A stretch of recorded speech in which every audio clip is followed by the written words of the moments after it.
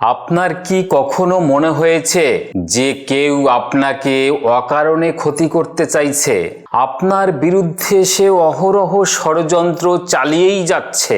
অথবা এমন কিছু শব্দ, এমন কিছু মানুষ যারা আপনার মানসিক সমস্ত শান্তিকেই কেড়ে নিচ্ছে।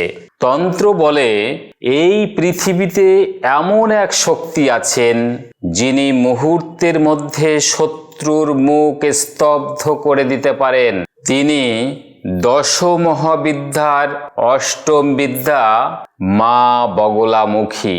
নমস্কার, আজকে আমি আলোচনা করব এমন এক দেবী সম্পর্কে যিনি শুধু দেবী নন, তিনি হলেন স্তম্ভনের শক্তি। যেখানে আপনার সমস্ত নেতিবাচক শক্তি থেমে যায়, স্তব্ধ হয়ে যায়, বাইরের কোনো কিছুই, কোনো অশুভ আপনার শরীরে প্রবেশ করবে না। কে এই বগলামুখী দেবী? দশ মহাবিদ্যার মধ্যে মা বগলামুখী সবচেয়ে রহস্যময় এবং শক্তিশালী স্তম্ভন দেবী। তার রূপ কেমন? তার সমস্ত হলুদ বর্ণ। এই বগলামুখীর রূপ সম্পূর্ণ হলুদ বর্ণ। তিনি সোনালী বসন পরেন, যার সোনালী আভা। এক হাতে গদা, অন্য হাতে শত্রুর জিভ টেনে ধরা। এই রূপের পেছনে কিন্তু লুকিয়ে আছে গভীর তন্ত্র সত্য। তিনি কেবল বাহ্যিক শত্রুই নন, মানুষের ভেতরের শত্রুকেও থামান। যেমন এই ভেতরের শত্রুগুলো আপনার কি হতে পারে? আপনার ভেতরে অতিরিক্ত চিন্তা, আপনার ভয়, আপনার রাগ, আপনার নেতিবাচকতা এবং বিষাক্ত শব্দ, আপনার আত্মবিনাশী মন, এইগুলো সম্পূর্ণ নিয়ন্ত্রণ করেন এই মা বগলামুখী দেবী। এই বগলা শব্দটি এসেছে বলগা থেকে, যার অর্থ লাগাম টেনে ধরা। অর্থাৎ যে শক্তি উন্মত্ত গতিকে থামিয়ে দেয়। মুখী মানে মুখ বা দিক। তাই বগলামুখী হলেন যিনি শত্রুর গতি, বাক্য ও শক্তিকে স্তব্ধ করে দেন। তন্ত্রে এটাকেই বলা হয় স্তম্ভন শক্তি। এই বগলামুখীর জন্মের রহস্যটা কি? জন্মের রহস্য এই দেবীর অতীব ভয়ঙ্কর। একটি প্রাচীন তান্ত্রিক কাহিনী অনুযায়ী এক সময় পৃথিবীতে ভয়ঙ্কর ঝড় শুরু হয়। সব কিছু ধ্বংস হয়ে যাচ্ছিল, সবকিছু তছনছ হয়ে যাচ্ছিল। দেবতারা আতঙ্কিত, ভয়ে তারা আদ্যা শক্তির কাছে প্রার্থনা করেন। তখন এক সোনালী যুগের সোনালী রথ থেকে আবির্ভূত হন মা বগলামুখী। তিনি এক উচ্চারণেই পুরো ঝড়কে স্তব্ধ করে দেন। এই কাহিনী প্রতীকী। ঝড় মানে শুধু প্রাকৃতিক ঝড় নয়, প্রাকৃতিক বিপর্যয় নয়, এটা হচ্ছে আপনার মনের ঝড়ও বটে। যখন মানুষের মনে ফিয়ার, অ্যাংজাইটি এবং আনকন্ট্রোলড থ্রট এরকম ধরনের চলতে থাকে, তখন বগলামুখীর শক্তি আপনার মনকে স্থির করে দেন। মনে রাখবেন বন্ধুরা, বগলামুখীর সঙ্গে হলুদ রঙের গভীর সম্পর্ক আছে। তন্ত্রে হলুদ বোঝায় শক্তি, আপনার বুদ্ধি, আপনার নিয়ন্ত্রণ, আপনার মানসিক স্থিরতা। শৈর শক্তি আপনার আত্মবিশ্বাস।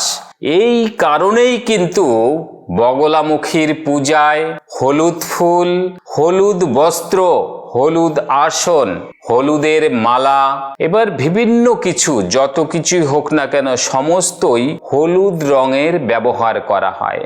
এখানে একটা ব্যবহার করা হয়, যেখানে পৃথিবী চিৎকার করে সেখানেই মা বগলামুখী নীরবতার মাধ্যমেই জয়ী হন। বগলামুখীর যে শত্রুকে জিভ টেনে ধরা বা জিভ চেপে ধরার যে অবস্থা, তার একটা রহস্য আছে। এই রহস্যটা কি? এটাই তার সব থেকেই আইকনিক রহস্য। অনেকেই ভাবেন যে এটা শুধু শত্রু দমনেরই প্রতীক, কিন্তু নয়, এটা গভীর তন্ত্রে এর আরো অনেক বড় মিনিং আছে। জীব মানে বাক্য, জীব মানে শব্দ, কম্পন, মানসিক শক্তি। কারণ এই শব্দ দিয়েই মানুষ ভাঙ্গে, যুদ্ধ শুরু হয়, মানুষের মধ্যে সম্পর্ক নষ্ট হয়, মানুষের মন বিষাক্ত হয়ে যায়। বগলামুখী সেই ডিস্ট্রাকটিভ শব্দকেই থামিয়ে দেন। বগলামুখী শেখান সব যুদ্ধই কিন্তু অস্ত্র দিয়ে হয় না, অনেক যুদ্ধ শব্দ দিয়ে হয়। এটা একটা কঠিন শব্দ আপনার জন্যে। আজকের এই আমাদের পৃথিবীতে মানুষ সবচেয়ে বেশি কিসে আক্রান্ত? আপনার over thinking, toxic space, social মিডিয়ার নেগেটিভিটি, আপনার mental pressure, fear and judgement. অর্থাৎ মনের ভিতরে এক অবিরাম শব্দ। বগলামুখী হলেন সেই শক্তি যিনি আপনার ভেতরের সমস্ত শব্দকে, সমস্ত দুষ্ট শব্দকে স্তব্ধ করে দেন, এক কথায় মিউট করে রাখেন। তিনি আমাদের শেখান কখন আপনাকে চুপ থাকতে হবে, কখন আপনার প্রতিক্রিয়া দিতে হবে বা প্রতিক্রিয়া দিতে হয় না, কখন আপনার নীরবতাই আপনার সবথেকে বড় অস্ত্র। বিশ্বাস করা হয় যে বগলামুখীর সাধনা শত্রুর অপারক থামাতে সাহায্য করে। আপনার আদালত সংক্রান্ত সমস্যা, আপনার মানহানি, আপনার নেতিবাচক শক্তি, আপনার ভয়, মানসিক অস্থিরতা, এ সমস্ত কিছুই মা বগলামুখী কিন্তু নিয়ন্ত্রণ করতে সাহায্য করেন। কিন্তু প্রকৃত তান্ত্রিকরা বলেন সবচেয়ে বড় শত্রু বাইরে নয়, সবচেয়ে বড় শত্রু কিন্তু আপনার ভেতরেই আছে। এই ভেতরে আপনার শত্রুটা কি? নিজের আনকন্ট্রোলড মাইন্ড। তাই আসল বগলামুখী সাধনা হলো নিজের মনকে স্তব্ধ করে রাখা। এই স্তম্ভন বা স্তব্ধ মানে শুধু কাউকে থামিয়ে দেওয়া নয়, এটা সেই আস্থা, সেই অবস্থা যেখানে চিন্তা থেমে যায়, যেখানে আপনার অহং থেমে যায়, আপনার মনের শব্দ থেমে যায়, এবং তখনই কিন্তু মানুষ প্রথমবার নিজের আত্মার শব্দ শুনতে পায়। এই কারণেই উন্নত যোগীরা বলেন নীরবতার মধ্যেই সবথেকে আপনার বড় শক্তি লুকিয়ে আছে। এই কারণেই যোগীরা বগলামুখীর সাধনা করেন নিজেকে স্তব্ধ করার জন্য, আপনার শত্রুকে স্তব্ধ করে দেওয়ার জন্য, আপনার যারা কুকামনা, আপনার যারা অমঙ্গল কামনা করেন তাদের একমাত্র শক্তি, তাদের স্তম্ভিত করে দেওয়ার শক্তি, তাদের নিঃশেষ করে দেওয়ার শক্তি, তাদের ধূলিসাৎ করে দেওয়ার শক্তি এই মা বগলামুখী তন্ত্র। মা বগলামুখী যেটা শেখান, যে মানুষ নিজের রাগ থামাতে পারে না সে কিন্তু কখনোই শক্তিশালী নয়।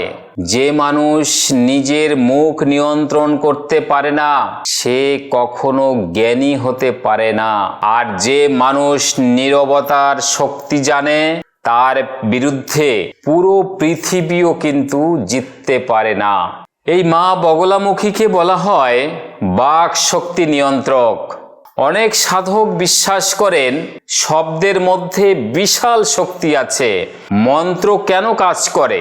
কারণ শব্দ কম্পন সৃষ্টি করে।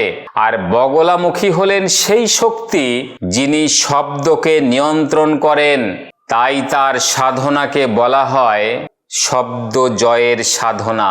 তাই দেখবেন পরের বার যখন পৃথিবী আপনার বিরুদ্ধে কথা বলছে, তখন চারপাশ শুধু বিষাক্ত শব্দ শুনবেন। তখন মনে রাখবেন সবচেয়ে শক্তিশালী মানুষ সে নয় যে সবচেয়ে বেশি চিৎকার করছে, যে বেশি চিৎকার করে শব্দ করে কথা বলছে। সবচেয়ে শক্তিশালী মানুষ সে যে নিজের ভেতরের ঝড় থামাতে পারছে। আর সেই নীরব শক্তির নামই হচ্ছে মা বগলামুখী।